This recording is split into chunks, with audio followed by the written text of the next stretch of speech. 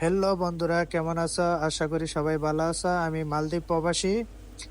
আমি মালদ্বীপে এই যে মাছগুলারে মাছ দিতেছি খাইতে। এর ফাঁকে দেখবেন বিশাল বড় বড় হাঙ্গর আইবো। আর আমাদের গেস্টেরা পানির নিচে ওই যে ডাইভিং করতেছে একটা বয়ার মতন উড়ায় উড়ায় রাখছে। এই যে ওই যে বাবল ছাড়তাছে, বুরবুরি ছাড়তাছে। এই দেখেন কত ফিশ। ওই যে একটা শার্ক আছে, দুইটা। শুধুমাত্র মালদ্বীপে এরকম মাছ দিলে মাছ আসে খাবার খাইতে।